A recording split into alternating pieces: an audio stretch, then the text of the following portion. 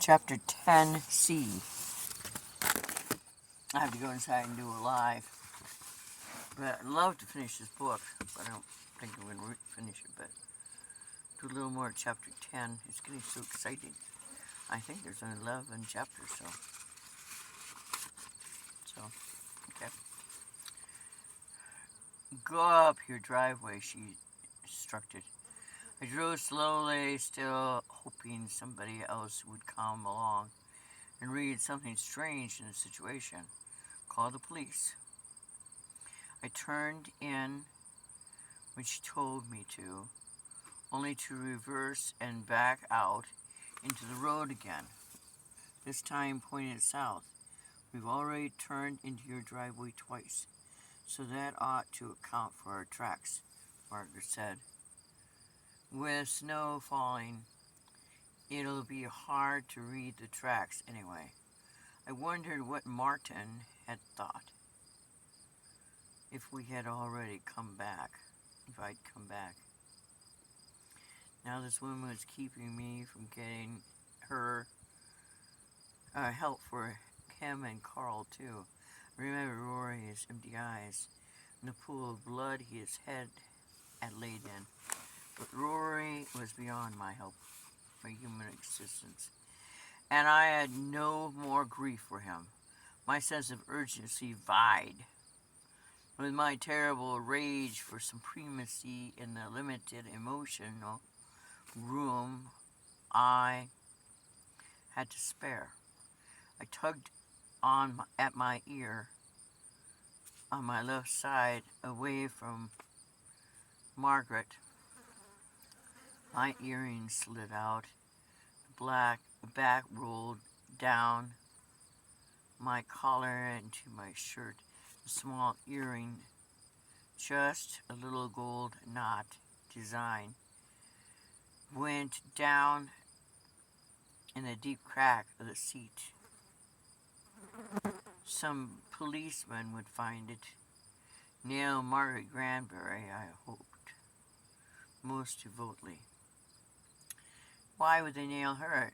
It was from her. Aurora was here.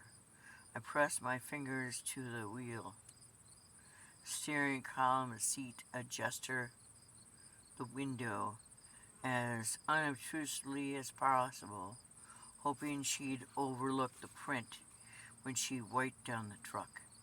Maybe I'd seen too many movies and too many episodes of America's Most Wanted, but I was doing the best I could for myself. Margaret told me to turn into her driveway. It was the first time I'd seen the Granberries' house. It was a farmhouse with extra added, in keeping with what Cindy had told me about her lifestyle, gleaming white with specking green shutters and hot tub in the sunroom south.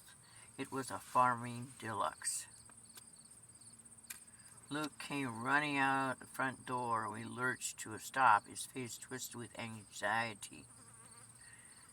There was a rifle in his hands. What happened? He cried. Look, honey, Margaret called, holding up the baby so he could see it. Luke's face went slack with horror. What have you done, sweetheart? He asked. Don't worry. She was heading to town in Carl's truck. He was parked down by the corpse. Margaret explained. She was taking the baby with her, and I figured this might be our last chance. But, and sweetie, she says you hit Carl too. Margaret interrupted. I only fired once, he said, protesting. Bullet went through Rory, I told him. Hardly able to choke out the words through the rage. He's dead, Margaret said, relief clear in her voice. So we don't have to worry about that anymore. Luke's shoulders slumped with the same relief. Let's get you all inside the house, he said briskly. I can show Lucas his nursery, Margaret said, delight coursing through her voice. Hayden, I said. No. That's a nasty name she gave him. Margaret told... Goddamn fly.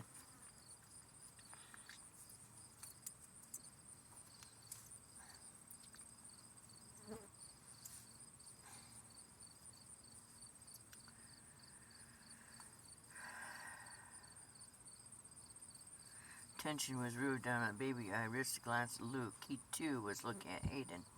If he hadn't been armed, I would have had him. In a moment, I felt even equal to a pro boxer. Nothing would have stopped me. If I hadn't known, I had to ask him for something.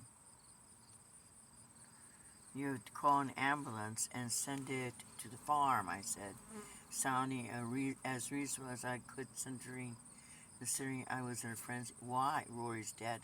I realized he was beyond consideration, I said, hardly knowing what words were issuing from my mouth. But Carl is still badly hurt, and Martin as well. I'm afraid he's really sick. I was making a superhuman effort to sound calm and matter-of-fact. The couple looked at each other, communing in silence. Don't think we can risk it, Luke said. Margaret started in the house. No, she threw over her shoulder. I don't see how we can. You have to, I said. I stood in the snow looking at Luke. His brown eyes were clear and blank. You can't let my husband die. You can't. Margaret, maybe we could send an ambulance. He called her, though he kept his guard on me. I bet they could trace a 911 call, she said doubtfully. Let's get inside and think about it. I bet our baby is hungry. They weren't going to help. That was a final straw. I jumped him, rifle and all.